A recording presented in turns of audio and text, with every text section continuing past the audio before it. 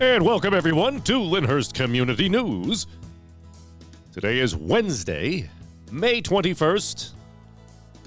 This is episode 90. And I want to remind everybody, make sure if you have anything to report from your church, your school, your organization, your team, whatever it may be that you would like to share, including birthdays and anniversaries of note, make sure to send them to LyndhurstCommunityNews at gmail.com, and I will leave that email down in the description box below. All right. So let's fade out the music there. All right, so today the first story is that yesterday in the Township Park at 12 noon, the newly elected Board of Commissioners were all sworn in. And that was, of course, Mayor Jan Giarrusso, who will remain as the Director of Public Safety.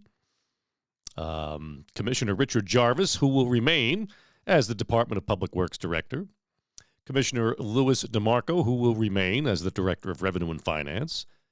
Commissioner Karen Haggerty, who will remain as the Director of the Department of Public Affairs. And newly elected 30-year-old David Mateen is going to be assuming the directorship for the Department of Parks and Recreation. The weather was beautiful, and the Lyndhurst High School Chorale had come. They did a couple of numbers, as a matter of fact. They were fantastic, as always. They did the Star-Spangled Banner right after the Pledge of Allegiance. And then they also did God Bless America, America the Beautiful, as well as I'm Glad to Be an American. It was stunningly beautiful. Everybody was standing, and it was absolutely beautiful.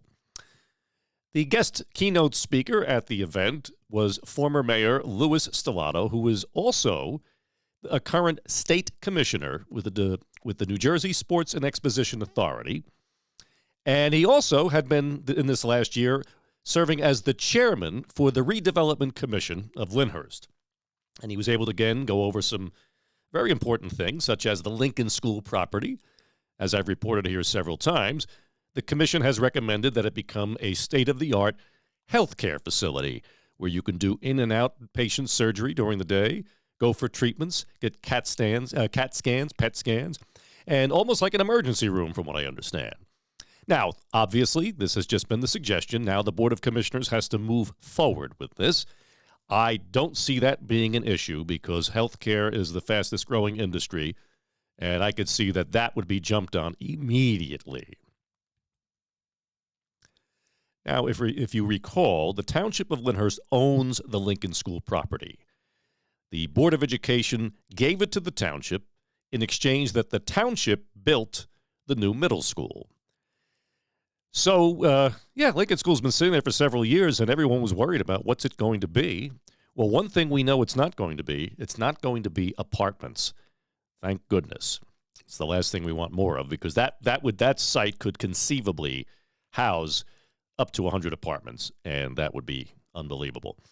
So I think it's a good idea. I'd like to know what you all think. Make sure you leave your opinions down in the description box.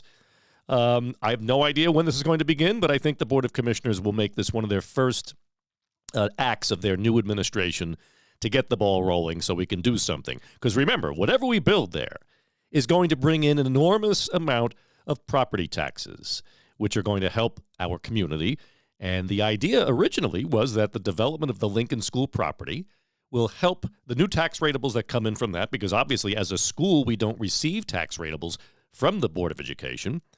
But the tax rateables that Lincoln School now produce will help to offset the bonds that were used and sold to build the new middle school. Mayor Stellato also talked about the warehousing going in the Meadowlands, that those big warehouses way at the foot of Valleybrook Avenue. TJ Maxx is going to be one of them, and that's going to be, these warehouses will bring in jobs as well as tax rateables for the township without there being apartments. So there's going to be no drain on the school district. No need for services. They'll all be pretty much on their own down there. They handle their own garbage. So that's great. That's great. That's what we want to see more of that. Warehousing, from a tax standpoint, is the greatest rateable there is, because there's the least amount of drainage of township services more than anything else. Of course, apartments, condos, those things drain township services. Warehousing does not. And still no updates on any of the other open pieces of property. There have been no applications made. And as I said in last week's episode, we heard from someone in the county that the Lyndhurst Diner property, which is on a county road, Riverside Avenue is a county road, which meant they have to go first get the approvals from the county before they come to the township, because no one from the township has been approached yet by the owners of this property. We were told it's going to be a quick check.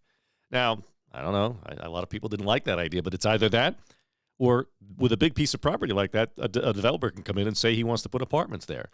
And unfortunately, with Builders Remedy lawsuit, the town can't say no. The town can just try to minimize the amount of apartments, which is what they've been doing. I certainly hope in the upcoming gubernatorial election, this whole affordable housing thing is a big issue, and I think it is.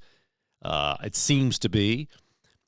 Instead of having the courts tell each township or the state, under the mandate of the courts, tell us how many units we need, we have to give the control back to the community.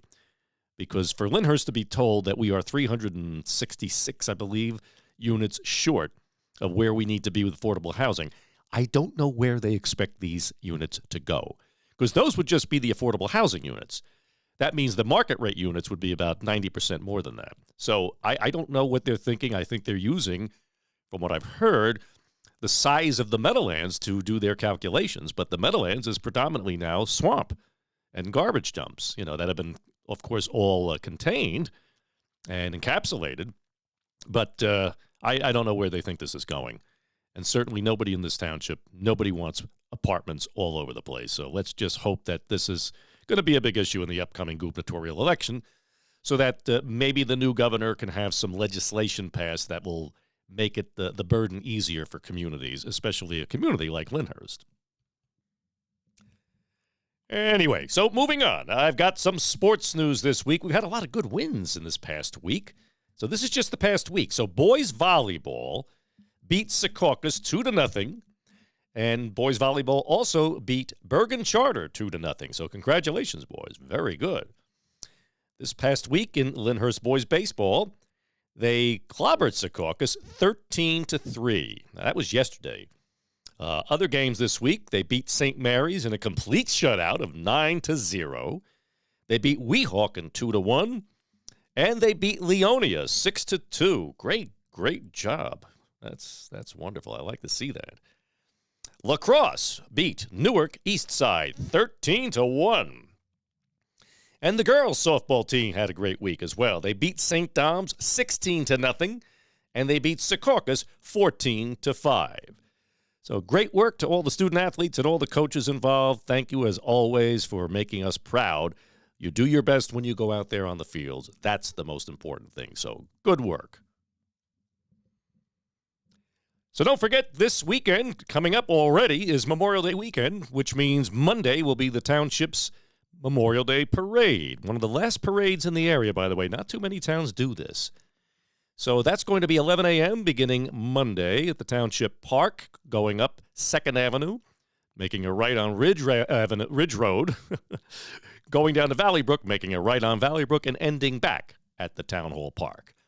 There will be festivities beforehand, of course, and the usual festivities afterward. A nice barbecue down at the American Legion Post 139, which is always offered and tended to by the Lyndhurst Volunteer Fire Department. So if you're not going to be down the shore this weekend, come outside and enjoy the parade.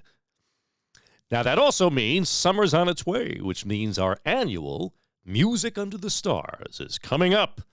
And, of course, that is coupled with the Mount Carmel Feast, which has been a tradition now since we've combined both of them almost 30 years ago to make for one of the township's, the township's largest annual event, because not only does it bring everybody out, it brings everybody back.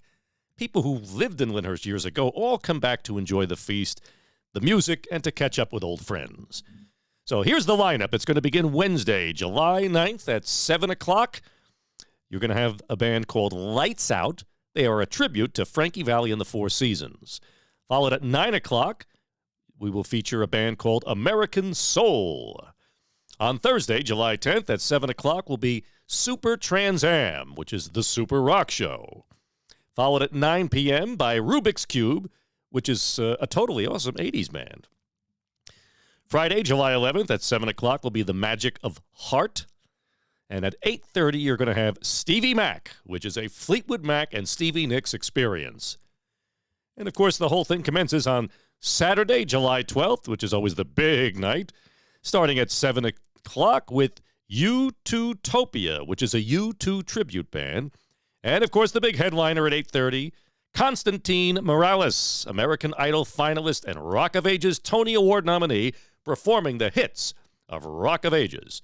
So, make sure you bring your lawn chairs, blankets, and bring your family for an amazing lineup of tribute bands and crowd favorites. It's going to be a great night as always, and bring your appetite because the feast will be there and all that good food will be right there with it. And I know I mentioned this last week, but if you would like a tree, the Lyndhurst DPW, under the direction of Commissioner Richard Jarvis Sr., has begun planting trees. And there's a form. I'm going to leave the link. It's on the town website, but I'm going to leave the link to the actual form. You can fill it out. The form gets sent right to the DPW, and you can request your tree. Generally, the way it works is that anytime the township or anyone has to dig on the tree belt, they first have to call Public Service for what's called a mark out. Public Service will come and they'll mark out with that paint you see, the yellow paint, where your gas line is. And the town already knows where your water line is because you don't want anybody breaking either one of those. So if you want a tree, they're doing them now, and they always will plant in the spring and in the fall. And they'll also provide you, they don't have them yet, but they'll be having them before summer, the bags that you get attached to the tree that you fill with your hose so that it slowly feeds the tree water all throughout the summer. Because remember, these are new trees. The roots are not established. Once we get into those hot July weeks, these new trees could die very easily. So it is imperative that you keep them watered, as you do with anything you plant for the summer. And that's about it for this week. Don't forget, I will always keep you up to date anytime we have information on any new applications made to the Township Construction Department for any new construction. I don't mean a house, but I mean apartments, basically, as well as anything else that's going to obviously affect and impact our township. We hope that everything that gets built is to our liking. It's very difficult to stop things sometimes. There are too many laws that protect, obviously, developers, especially when it comes to affordable housing. But for each open property that gets sold, we always have to sit there on thin ice and wait to see what they're going to come in with, because if they come in with apartments, as I've said, we have no choice but to work with the developers. So for every new development that is not going to be an apartment building, that's going to be good. That's in the best interest of the township. So as I always say, don't forget to check the smoke detectors, the batteries on your smoke detectors and CO detectors. They save people's lives, and that's as per the Lyndhurst Volunteer Fire Department. So it's very important that you do that. And remember that Lyndhurst is a wonderful community, a community of families. It's not its houses, roads, or streets, even though the homes are very well kept. It is a community of people. And make sure you get to know your neighbors. Check on your elderly neighbors. That's what makes community. That's what has always made Lyndhurst so special and dear to my heart and the hearts of everyone in it. So until next week, this is Brian Haggerty, wishing you a wonderful Memorial Day weekend. God bless you, and God bless Lyndhurst.